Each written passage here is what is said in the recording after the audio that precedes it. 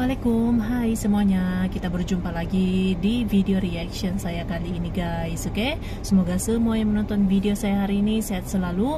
Nah, kali ini saya mau tengok video pembahasan tentang ini ya, bendera Indonesia amanat Rasulullah. So jangan lama-lama lagi, mari sama-sama tengok video ini. Let's go. Bendera merah putih bukan hanya sekadar kain berwarna merah dan putih yang berkibar di tiang bendera. Merah putih. Lebih dari itu, bendera ini menjadi simbol keberanian, semangat juang, dan kemerdekaan bangsa Indonesia.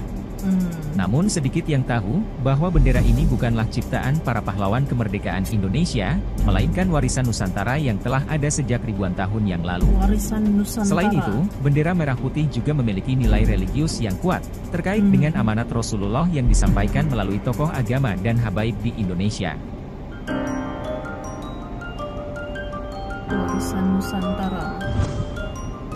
Bendera merah putih memiliki kisah yang menghubungkan bangsa Indonesia dengan masa lalu dan bahkan sampai ke masa sebelum mengenal tulisan. Dalam sejarah Indonesia, banyak kerajaan dan suku yang memakai warna merah putih sebagai lambang kebesaran. Yang masih bisa kita lacak, sejak kerajaan Kediri hingga kerajaan Majapahit, bendera merah putih selalu menjadi simbol kesatuan, keberanian, dan kebesaran.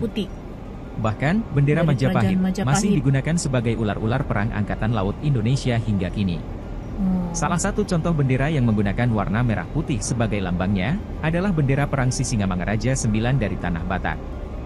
Bendera tersebut bergambar pedang kembar warna putih dengan dasar merah menyala dan putih. Saat perang terjadi di Aceh, para pejuang Aceh menggunakan umbul-umbul sebagai bendera perang dengan warna merah dan putih. Bendera tersebut diberi gambar pedang, bulan sabit, matahari, bintang, serta beberapa ayat suci Al-Quran di bagian belakangnya. Pada masa kekuasaan kerajaan Bugis Bone di Sulawesi Selatan sebelum Arum Palaka, bendera merah putih digunakan sebagai simbol kekuasaan dan kebesaran kerajaan Bone. Bendera Bone tersebut dikenal dengan sebutan Woromporang. Pada masa Perang Jawa pada tahun 1825, Pangeran Diponegoro menggunakan panji-panji berwarna merah putih dalam perjuangannya melawan kekuasaan Belanda. Bendera tersebut kemudian dianggap sebagai simbol perjuangan bangsa Indonesia dalam melawan penjajahan Belanda. Meski demikian, bendera merah putih yang saat itu dianggap sebagai simbol perlawanan terhadap penjajahan Belanda, belum digunakan secara luas oleh masyarakat Indonesia. Barulah pada awal abad ke-20, bendera merah putih mulai digunakan oleh para pelajar dan kaum nasionalis sebagai simbol persatuan dan perjuangan melawan penjajah Belanda. Abad ke-20. Setelah Indonesia merdeka, dan kemerdekaannya diakui oleh Belanda pada tahun 1949, bendera merah putih resmi dijadikan sebagai bendera nasional Indonesia. Merah putih ya. Jauh sebelum itu, merah putih tidak hanya dianggap sebagai lambang Jawa, namun juga dianggap sebagai lambang nenek moyang Nusantara yang telah ada selama 6.000 tahun, meski beberapa masyarakat masih mengaitkannya dengan simbol-simbol Jawa. Ada arti yang Muhammad cukup Yamin dalam pernah menuliskan bahwa merah putih menyimbolkan gula kelapa. Kombinasi merah putih dipelihara oleh tradisi Jawa, seperti dalam upacara selamatan yang menggunakan jenang abang putih, atau dalam pembuatan rumah di kampung-kampung di Jawa, yang masih mengharuskan adanya kain merah putih yang dibalutkan pada belandar, atau kayu yang digunakan untuk penyangga kuda-kuda atap rumah. Oleh karena itu, merah putih memiliki nilai yang sangat penting dalam budaya Nusantara, dan menjadi simbol kebesaran yang dihormati oleh masyarakat Indonesia sejak zaman dahulu. Muhammad Yamin tidak setuju dengan anggapan bahwa merah putih hanya merupakan warna khas Jawa, atau mewakili agama tertentu. Dalam argumennya yang didasarkan pada data historis, Yamin menegaskan bahwa kerajaan Sriwijaya di Sumatera yang beragama Buddha juga menggunakan warna ini. Masyarakat Papua juga menghormati merah putih, seperti dengan campuran sagu putih dan buah soradi yang berwarna merah, yang disebut papeda. Menurut Kiai Haji Adnan Anwar, para ulama telah mempersiapkan konsepsi negara Indonesia jauh sebelum kemerdekaannya. Hal ini terbukti dari dokumen hasil Batsul Masail yang dibuat di Masjid Baitur Rahman Aceh pada tahun 1783. Dokumen tersebut menyebutkan bahwa jika Nusantara menjadi negara, maka namanya adalah Al-Jumhuriyah Al-Indonesia. Beliau mengklaim telah melakukan penelitian dokumen dari berbagai tempat, termasuk ke perpustakaan di Berlin untuk membuktikan bahwa nama Indonesia sudah ada sejak tahun 1783 dan dibentuk oleh ulama-ulama di Aceh. Beliau mengatakan, saya sudah melacak berbagai dokumen dari Aceh sampai Patani, Thailand, bahkan ke perpustakaan di Berlin menemui Profesor Bastian, bahwa nama Indonesia baru ditemukan oleh Barat tahun 1892. Padahal nama Indonesia sudah ada pada tahun 1783 dan dibentuk oleh ulama-ulama di Aceh. Selain itu, Adnan Anwar juga menambahkan bahwa konsepsi NKRI telah melibatkan banyak ulama yang berperan penting dalam pembentukan bangunan dan konsepsi negara Indonesia.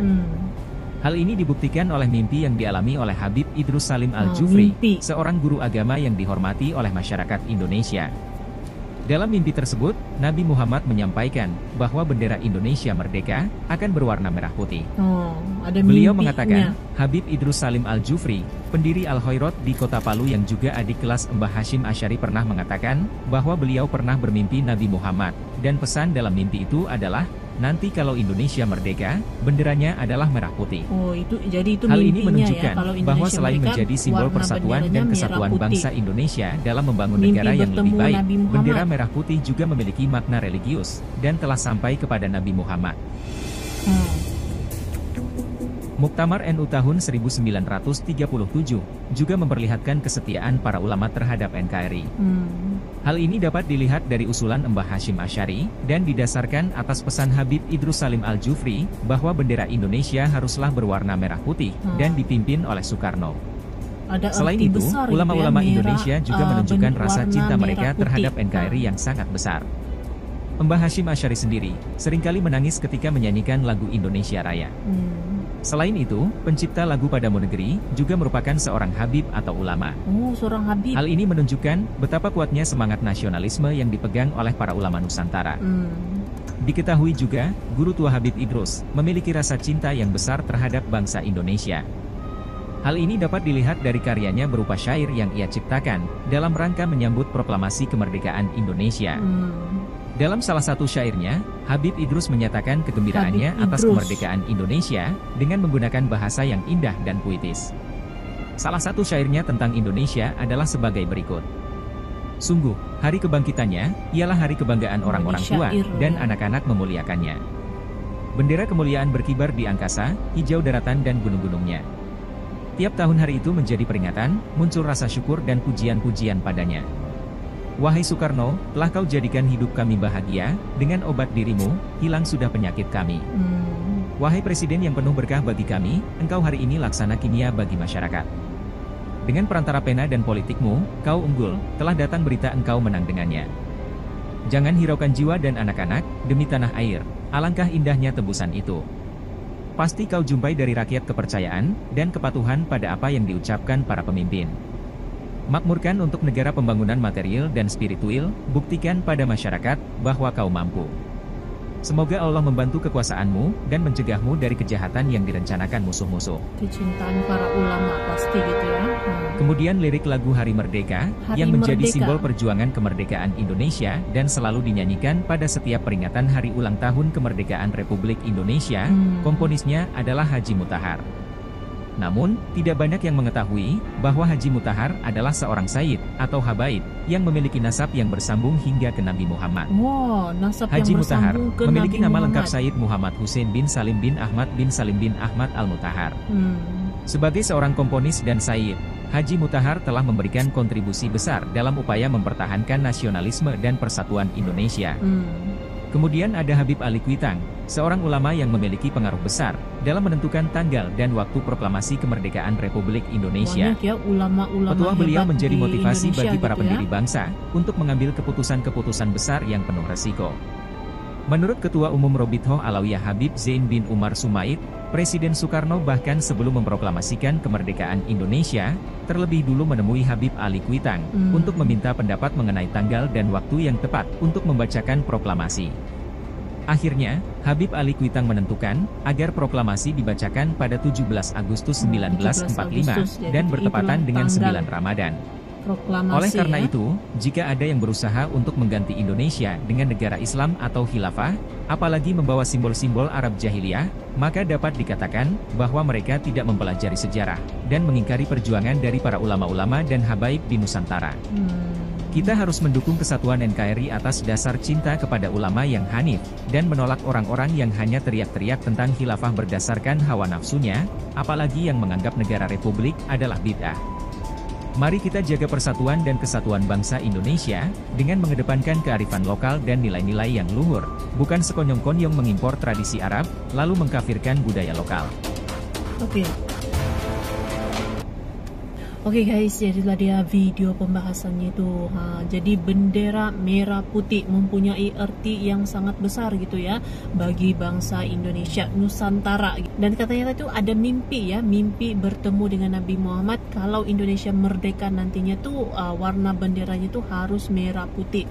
Jadi warna merah putih ini mempunyai arti yang sangat besar gitu ya bagi Indonesia. So terima kasih banyak sebab kamu sudah menonton video ini. Jangan lupa macam biasa untuk support channel saya dengan subscribe, like video ini, dan jangan lupa untuk komen juga, oke? Terima kasih banyak dan kita jumpa lagi di video seterusnya. Assalamualaikum.